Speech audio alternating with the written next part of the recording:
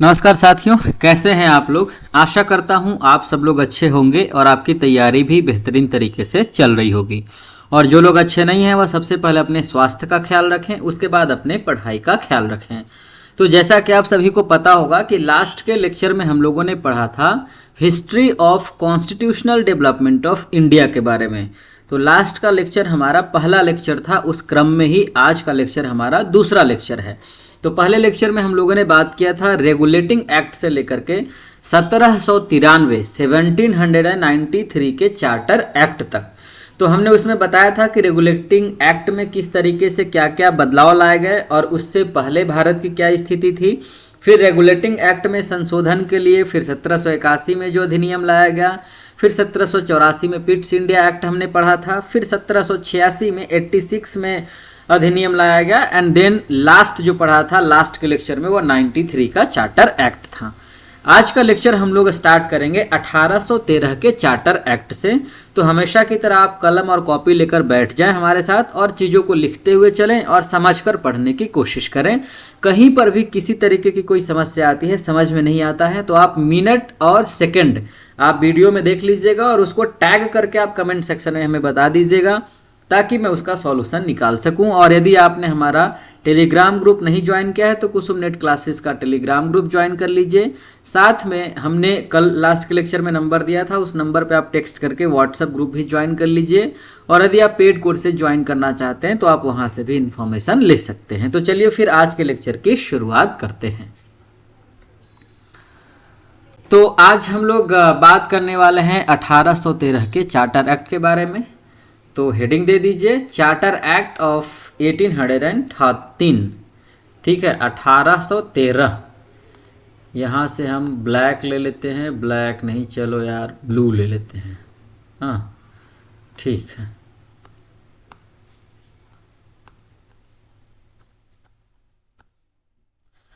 Charter act है 1813 का charter act. अब देखो लास्ट के लेक्चर में जब हमने पढ़ा था 1793 का, तो उसमें हमने बताया था कि इस एक्ट को लाया ही इसलिए गया था कि कंपनी का ट्रेड का जो टाइम है वह 20 साल के लिए और एक्सटेंड किया जाए। जैसे आप पीएचडी भी करेंगे तो उसमें भी टाइम एक्सटेंड किया जाता है। तो 1793 में 20 साल टाइम दिया गया।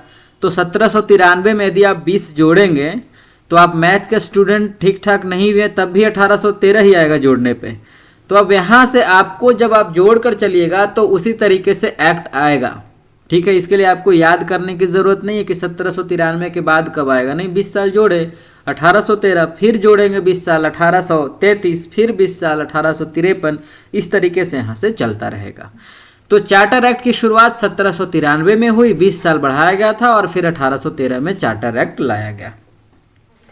तो हुआ क्या था कि 1813 में जैसे ही चार्टर एक्ट का जो टाइमिंग जो है 1793 का वो खत्म होने वाला था, तो अब लोगों के बीच में आपस में बातचीत होना शुरू हुआ कि अब क्या किया जाए भाई, अब तो टाइम जो है खत्म होने वाला है, समाप्त होने वाला है ईस्ट इंडिया कंपनी का। तो अब क्या किया जाए, क्या इसको फिर से मौका दिया जाना चाहिए या फिर अब ख़त्म कर दिया जाना चाहिए। तो फिर लोगों को लगा कि नहीं यार, इतने दिनों से तो काम किया है तो मौका मिलना चाहिए, लेकिन कुछ कुछ अधिकार जो है वो हम लोग छीन लेते हैं, धीरे धीरे करके कमज़ोर करते हैं, अचानक से कमज़ोर नहीं करेंगे। तो कुछ अधिकार कंपनी के छीन लिए गए और फिर से उसको 20 साल का टाइम दिया गया कि भैया अगले 20 साल तक तुम फिर से ट्रेड कर सकते हो। ठीक है, पहला पॉइंट। तो when the company charter was about to expire in 1813, there was a lot of debate about whether the company trading rights should be extend or not। ये हमने अभी अभी बताया आपको। By now the company's Indian empire had become so large and that it was no longer possible for the company to act as a commercial and political official। क्योंकि हुआ क्या था कि ईस्ट इंडिया कंपनी यहाँ पर बहुत दिनों से रह रही थी, तो यहाँ पे साम्राज्य लंबा होता चला जा रहा। तो लोगों ने सोचा कि यार अब इसके जो है कॉमर्शियल और पॉलिटिकल जो राइट्स हैं वो एक साथ ये डील नहीं कर सकते हैं, इसलिए इनके अधिकार को यानी ईस्ट इंडिया कंपनी के अधिकार को कम किया जाए। और ये किसने सोचा? ऑब्वियसली ब्रिटेन की पार्लियामेंट, क्योंकि सारी चीज़ें वहीं से डिसाइड हो रही हैं। European trade was closed to the British due to the continental system introduced by Napoleon, so everyone wanted the company's trade monopoly to be ended। देखो यह वही समय है 1815 में वाटरलू का युद्ध होगा, यदि आप वर्ल्ड हिस्ट्री पढ़े हैं तो, और वहाँ पर नेपोलियन का डिक्लाइन होगा। लेकिन उससे पहले नेपोलियन का एक लंबा साम्राज्य चल रहा था। नेपोलियन खूब अच्छे खासे दिनों तक रूल किया। जब तक वो रूल किया तब तक वो वहाँ का लोकप्रिय शासक रहा फ्रांस में। हाँ, तो कॉन्टिनेंटल सिस्टम उसने जो लाया था ट्रेड को लेकर के, कि भैया एक कॉन्टिनेंट का आदमी उसी कॉन्टिनेंट में ही ट्रेड होगा, कॉन्टिनेंटल सिस्टम ला दिया। तो कॉन्टिनेंटल सिस्टम लाने की वजह से क्या हुआ कि यूरोपियन ट्रेड में ब्रिटेन का हाथ तंग होने लगा। ब्रिटेन तो चूंकि इंडिया को कॉलोनीज बनाए हुए था और इंडिया हम लोग एशियन कॉन्टिनेंट में थे, तो यूरोपियन कॉन्टिनेंट से उसका ट्रेड भी नहीं हो रहा था और साथ ही साथ ईस्ट इंडिया कंपनी का मोनोपोली भी यहाँ बढ़ता जा रहा था। तो इन्होंने क्या किया कि भैया एक तो कॉन्टिनेंटल सिस्टम जो नेपोलियन ने इंट्रोड्यूस्ड किया है उसके वजह से ट्रेड तो ठप है ही, यूरोपियन ट्रेड। दूसरी तरफ तुम्हारी मोनोपोली बढ़ती जा रही है, तो इसके मोनोपोली को समाप्त किया गया इस एक्ट में।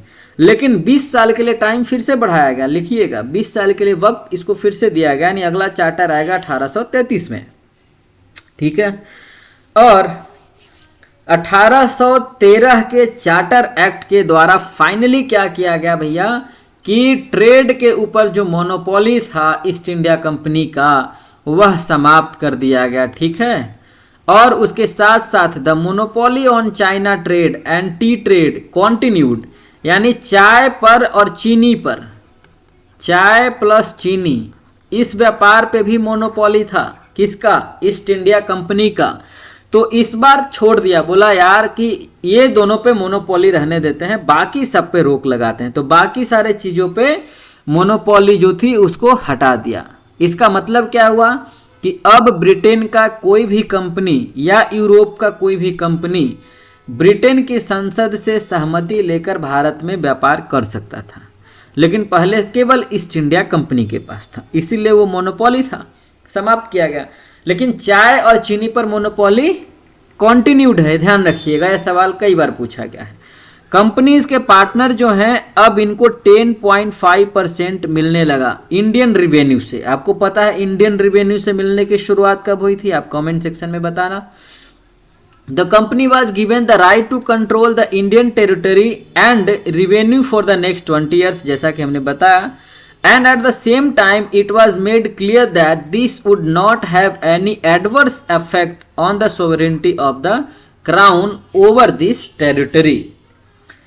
मतलब यह कि भैया 20 साल के लिए आपको भारतीय प्रदेश दे तो रहे हैं, राजस्व पे नियंत्रण का अधिकार भी दे रहे हैं, लेकिन यह आपको बता दे रहे हैं कि इससे क्राउन के प्रभुत्व पे, क्राउन मतलब ब्रिटेन की संसद, ब्रिटेन की महारानी, तो क्राउन के प्रभुत्व पे किसी भी तरीके का कोई प्रभाव नहीं पड़ेगा, वह जैसे है वैसे ही रहेगा उसकी पावर, ठीक है।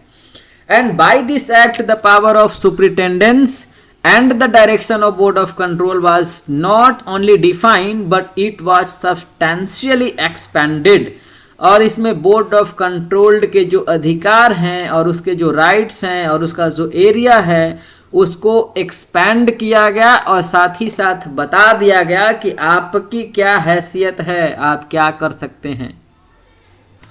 The company was granted right for the next 20 years, but it was decided that Indian territories would now be administered in the name of British Emperor.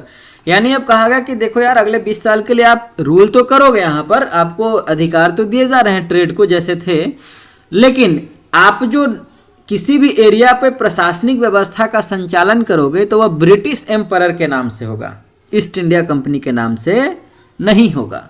And all the English traders were given permission to trade with India. और England के जितने भी traders थे उनको यह अधिकार दिया गया कि भैया आप परमिशन लेकर के जो है इंडिया के साथ ट्रेड कर सकते हैं, क्योंकि मोनोपोली समाप्त। After obtaining permission, Christian missionaries got the facility to come India and preach religion.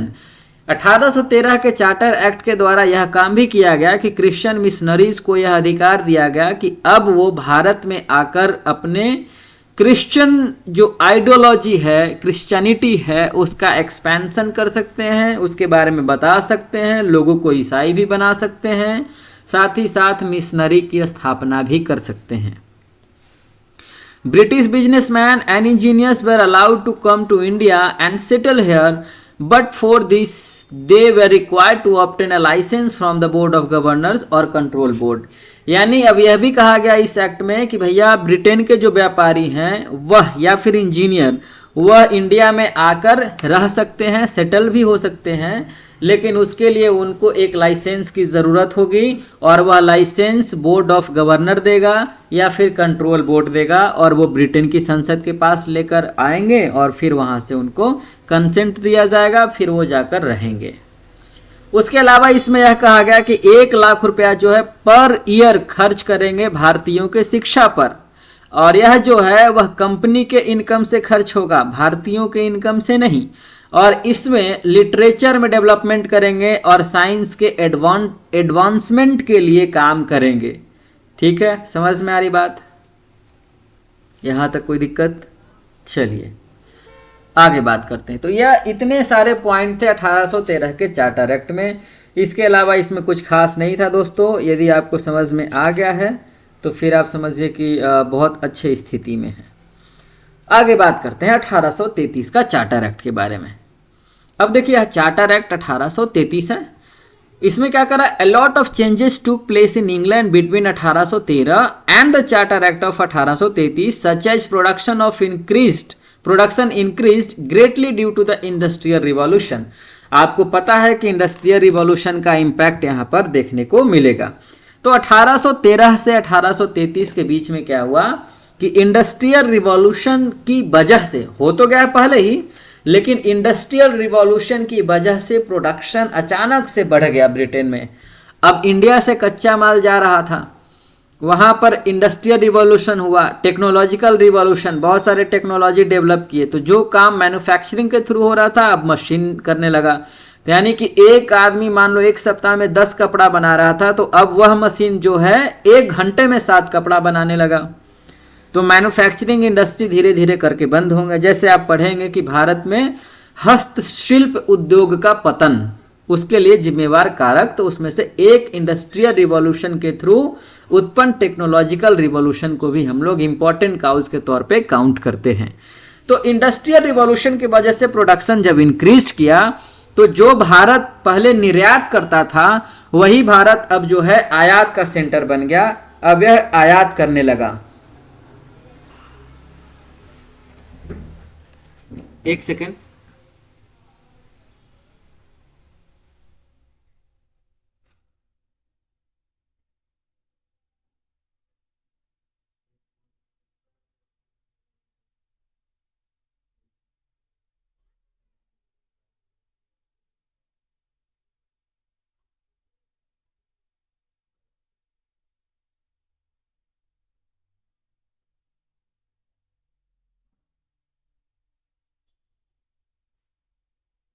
और इसकी वजह से क्या हुआ, सॉरी माफ कीजिएगा, इसकी वजह से फिर क्या हुआ, ड्यू टू चीप गुड्स यानी सस्ते सामान और कंट्रीज का जो अपना लिविंग स्टैंडर्ड है यह भी बढ़ गया, क्योंकि प्रोडक्शन इतना होगा यार, कमाई होगा, तब ब्रिटेन के सोसाइटी के लोगों का लिविंग स्टैंडर्ड तो ऑब्वियस सी बात है बढ़ना ही बढ़ना है।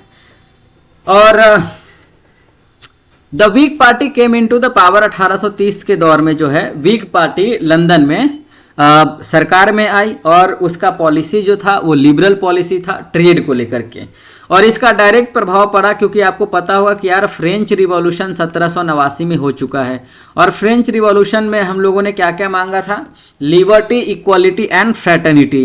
तो अब जहां जहां पर भी रिवॉल्यूशन होगा वहां वहां पर इन तमाम तरह के सोशल वैल्यूज को रखा जाएगा। तो यहाँ पर भी उन सारे वैल्यूज को रखा जाने लगा, और यहाँ पर पार्टी भी वैसी आ गई सत्ता में जो लिबरल भी थी। यानी कि अब जो पॉलिसीज बनेगा उसमें वो सारी चीजों का इंपैक्ट आपको देखने को मिलेगा।